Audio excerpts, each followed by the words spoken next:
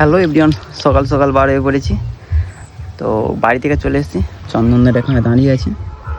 আর আজকে যাব অসীমদার বিয়ে আছে, বিয়েতে।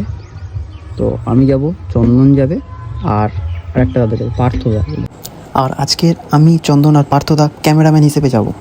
চন্দন পার্থদা ক্যামেরা নিয়ে চলে যাচ্ছিল মেয়ের বাড়িতে, মানে পূজাদির বাড়িতে। আর এখন গায়ে হলুদের প্রস্তুতি চলছিল।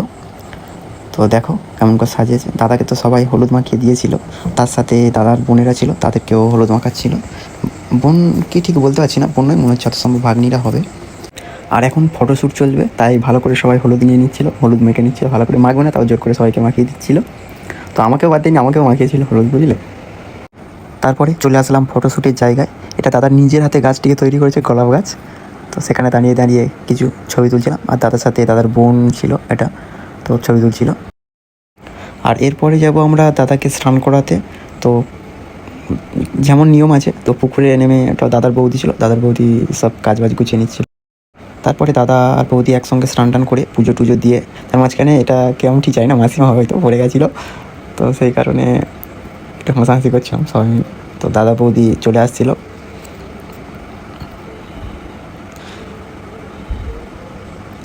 আর কী নিয়ম আছে জানি না, সেই বৌদির কাপড়ের পিছনে, মানে দাদার বৌদির কাপড়ের পিছনে সবাই মিলে গাছ টাছ কিছু বেঁধে দিচ্ছিলো। সে বাঁধতে পারেনি, খুলে তাড়াতাড়ি করে সবাই চলে যাচ্ছিলো। বাঁধার চেষ্টা করছিল অনেক, কিন্তু বাঁধতে পারেনি। তাড়াতাড়ি করে দাদার বৌদি করে চলে যাচ্ছিলো আগিয়ে। আর পিছনে সেই কাপড়ের পিছনে সেটা বাঁধার জন্য চেষ্টা করছিল সব, কিন্তু কাউকে বাঁধতে দেয়নি, চলে এসছে। আর এটার পরেই শুরু হবে আশীর্বাদীর কাজ। তো দাদার সবাই আশীর্বাদী করবে। দাদার বাবা আশীর্বাদী করছে এখন, আগে আশীর্বাদী করেছে, তো আরও এবারে দাদার বাবা করছে। আর এরপরে করবে দাদার মা। যাই হোক, দাদা কিন্তু আশীর্বাদীর টাকাটা নিতে ভুল করেনি, আশীর্বাদীর টাকাটা মোটামুটি আগে নিয়ে নিচ্ছে, যাই হয়ে যাক, বুঝলে। দাদার মাও আসবে, দাদার মার কাছ থেকেও টাকা ছাড় দেবে না, দাদার মার কাছ থেকেও দাদা আরামসে টাকা শুধু নিয়ে নেবে, টাকাটা আগে হাতে নেবে, তারপরে আশীর্বাদী যাই হোক আগে টাকাটা নিয়ে নেবে হাতে, বুঝে তো। দেখো তোমরা, মানে যাই হোক আশীর্বাদ যেমন তেমন হোক, কোনো জানার দরকার নেই, আমার টাকাটা আমার হাতে পেয়েছে, মানে অনেক ব্যাপার। তারপরে দেখলাম দীপঙ্কর দা মালা নিয়ে চলে এসছে। তো মালাটা কেমন হয়েছে তোমরাই বলো, কমেন্টে জানিও। মালা চলে এসছে, বরের মালা। তো মালাটাকে এখন ঝুলিয়ে রাখবো।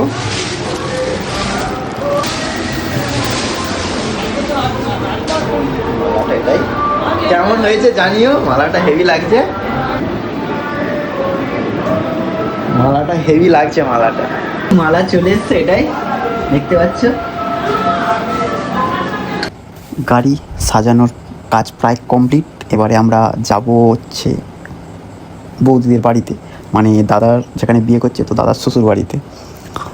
গাড়িটা কেমন সাজানো হয়েছে তো জানিও। গাড়িটা সাজিয়েছে সব দাদারা ছিল, আরও দাদারা সাজিয়েছে। তো দাদাদের তো ততক্ষণ অতটা দেখাতে পারিনি, পরে যে ভিডিওটা দেবো সেটাতে দেখাবো।